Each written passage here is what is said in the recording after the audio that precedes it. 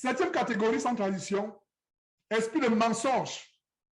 La parole de Dieu nous montre l'esprit de vérité. Le seul esprit, c'est l'esprit de vérité. Et plaise à Dieu, je pourrais faire un prochain enseignement qui montre les différentes caractéristiques du Saint-Esprit. Parce qu'aujourd'hui, nous sommes en train de voir les différentes manifestations ou les différentes caractéristiques des esprits impurs qui sont issus de Satan, des esprits de démons. Mais, plaise à Dieu, dans un prochain enseignement du dimanche, je me concentrerai cette fois-là sur les différentes manifestations du Saint-Esprit, comment le Saint-Esprit se manifeste. Et dans ce passage, dans quelques passages qu'on va voir immédiatement, on voit que c'est un esprit de vérité. Et plus loin, plutôt plus haut, on a vu comment l'esprit, ça est aussi l'esprit de force. Donc, il y a plusieurs caractéristiques de l'esprit saint, esprit de force, esprit de sagesse, d'intelligence, esprit de vérité, opposé à l'esprit de mensonge. Donc, voilà l'esprit de mensonge. Et dans l'introduction de ce chapitre, de cet enseignement, pardon, l'introduction de ce chapitre, de cet enseignement, autant pour moi, je vous expliquais comment Dieu a commandé, a donné la permission à un démon d'être l'esprit de mensonge dans la bouche des faux prophètes. Et les faux prophètes aujourd'hui enseignent manipulés par cet esprit de mensonge. Et si certains parmi nous ont un problème avec la vérité, ont un problème de contrôler, ils manquent même s'en rendre compte. Il y a cela.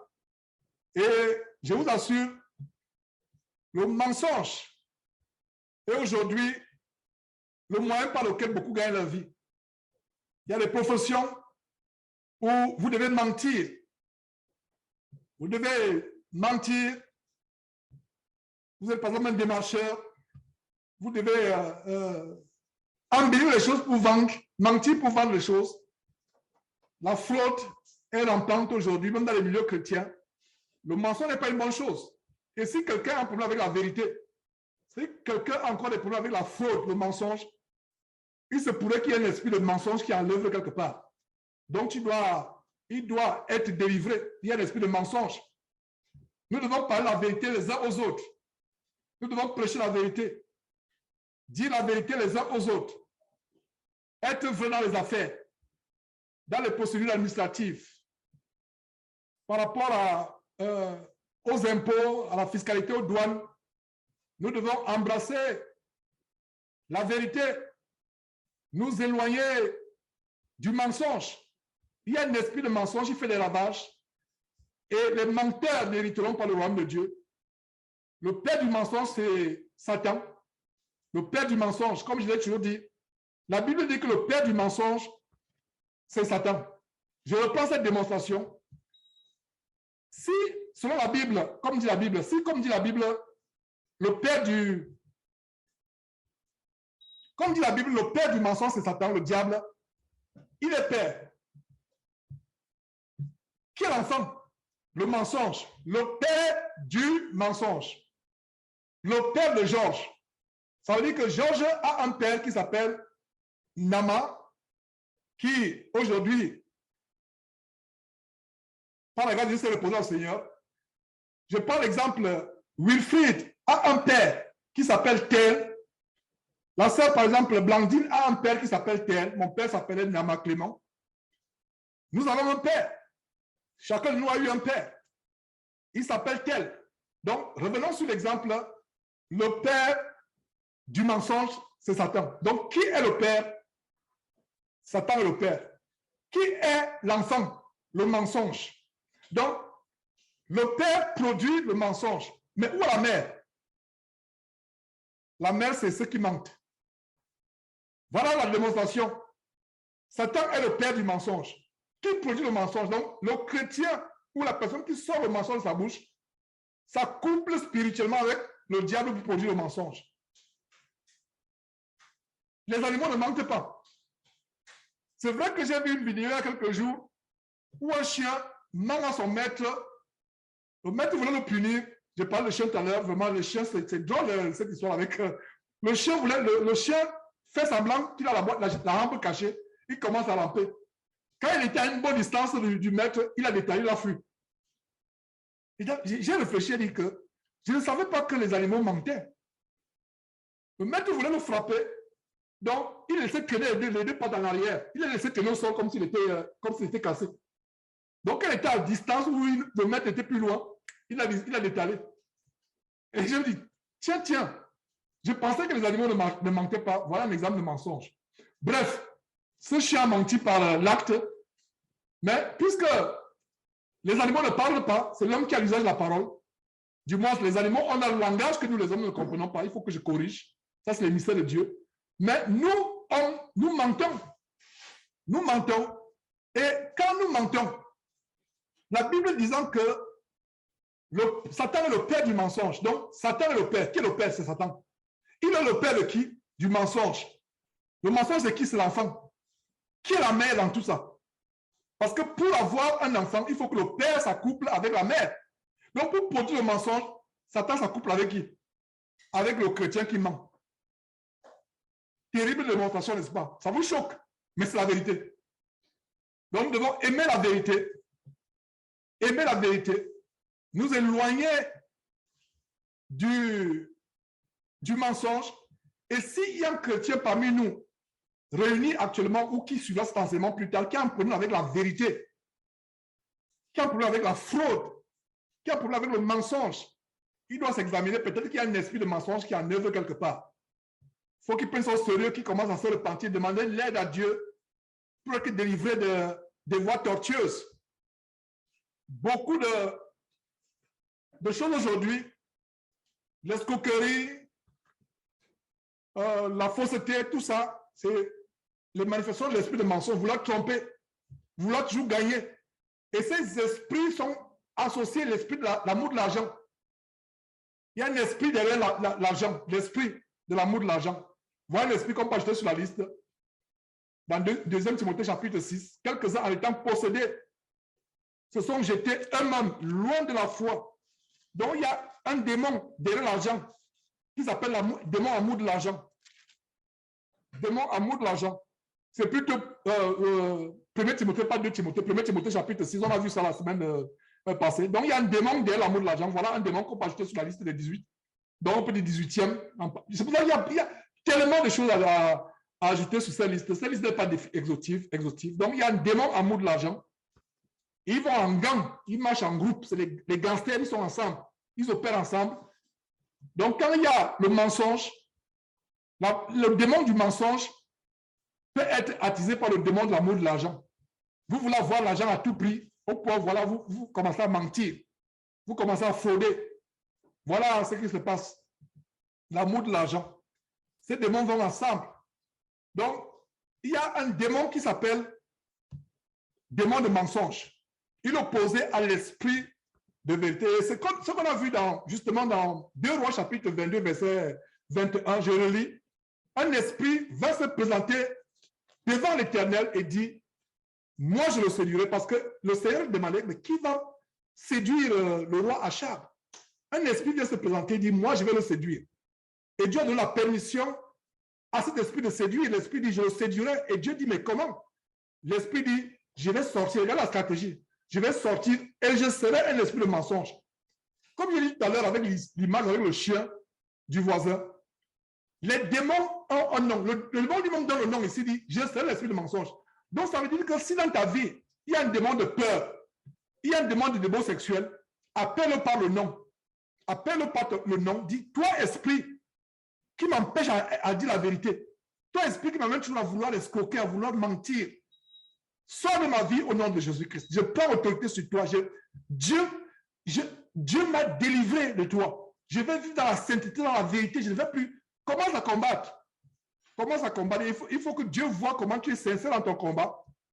Et voilà donc le démon qui dit, dans 1er Roi chapitre 22, verset 22, je serai un esprit de mensonge. Et Dieu donne la permission au verset 23, 1er Roi chapitre 22, verset 23, Dieu dit, ok, maintenant, voilà, au verset 22, plutôt, Dieu dit, vas-y et fais ainsi. Sors et fais ainsi. Donc, il dit comment il sera un esprit de mensonge dans la bouche de tous les prophètes. Et il va séduire.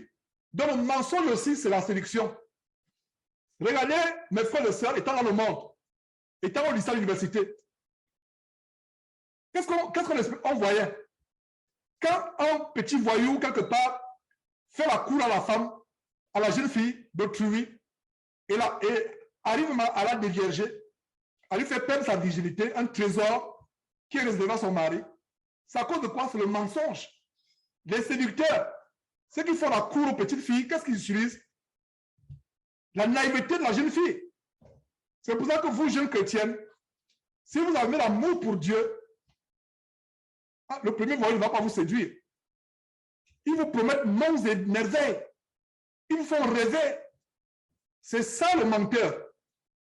Il te fait rêver, il te séduit. Il y a la séduction. Les esprits séducteurs vont ensemble avec les esprits de mensonge. Je vous ai dit, n'oubliez pas ce que je vous ai dit. Ils vont en gang. Ils travaillent en gang, en groupe. C'est des gangsters. Ils sont en bande organisée. Ils ne sont pas isolés. L'un peut aider l'autre à détruire ta vie. L'un peut aider l'autre à détruire ta vie. Donc, l'esprit de séduction qui entraîne la démon sexuelle peut commencer par l'esprit de mensonge. Un jeune voyou du quartier vient mentir à une jeune fille que voilà, je vais faire ceci, je vais faire cela. Si la gamine, l'adolescente, n'est pas fermée dans la parole de Dieu, n'a pas la haine des choses mondaines, elle sera séduite. Il y a un phénomène qui se passe au Gabon. Le phénomène, je ne sais pas, j'ai oublié le nom. Des placements, je ne sais pas si c'est le mot. Ou dans le lycée, des messieurs nantis de la place font tout. Ils ont des réseaux où ils séduisent les jeunes filles vierges dans les lycées, dans les collèges, pour assouvir leurs besoins sexuels, dans l'abomination sexuelle, ou alors pour des raisons rituelles. Rituelles. On a dit, OK, telle personne pour être riche, prospère, va avec telle vierge. Voilà comment la plupart des personnes sont séduites. Je vous ai parlé de cela dans l'enseignement sur l'amour, sur la vraie richesse du chrétien. Une jeune fille au Gabon qui a été séduite parce qu'elle avait l'amour des choses mondaines. Quand l'enfant n'a pas l'amour des choses mondaines, vous pouvez lui montrer un iPhone 13, dernier cri. Ça ne l'aime pas. Une voiture décapotable, une voiture de course décapotable vient devant elle, ça ne l'aime pas. Voilà comment nous devons éduquer nos enfants, les amener à ne pas être épatés, émerveillés par les choses de ce monde. Ça va empêcher d'être la séduction. Un menteur vient là, il vous ment, ça ne vous dit rien. Donc, à l'opposé de l'esprit de mensonge et l'esprit de vérité. Est-ce que vous voyez? Jean chapitre 14, verset 17 nous montre l'esprit de vérité. Notez en passant, avant de conclure cet esprit, l'esprit de vérité que le monde ne peut recevoir parce qu'il ne voit point et ne connaît point. Jean chapitre 14 montre l'esprit de vérité. Jean chapitre 15, verset 26 parle aussi de l'esprit de vérité. Jean chapitre 16, verset 13 parle aussi de l'esprit de vérité. Et 1 Jean chapitre 4, verset 6 met les deux esprits côte à côte, l'esprit de vérité et l'esprit de l'erreur ou de mensonge. Est-ce que vous voyez comment la parole de Dieu est merveilleuse? Et Jean est celui qui a exposé l'esprit de vérité. Parce que dans plusieurs récits, je reprends Jean chapitre 14, verset 17, il parle de l'esprit de vérité qui est opposé à l'esprit de mensonge.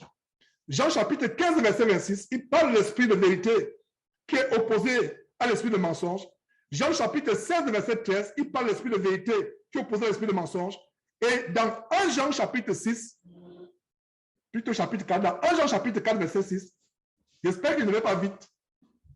Je sais que je ne vais pas vite. C'est pour nous permettre d'évoluer rapidement,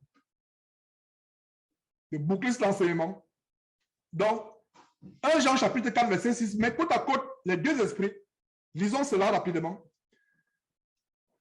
Lisons cela. Nous sommes de Dieu. Celui qui connaît Dieu nous connaît. Celui qui n'est pas de Dieu ne nous écoute pas. C'est par là que nous connaissons l'esprit de vérité, l'esprit de la vérité et l'esprit de l'erreur. Donc voilà côte à côte les deux esprits. L'esprit du mensonge ou erreur. L'erreur évangélique, l'erreur doctrinale, les fausses doctrines. Le faux évangile, ça vient de quoi? De l'erreur du mensonge. Voilà, mes frères et sœurs, ce qu'on peut dire sur l'esprit de mensonge qui est opposé à l'esprit de vérité.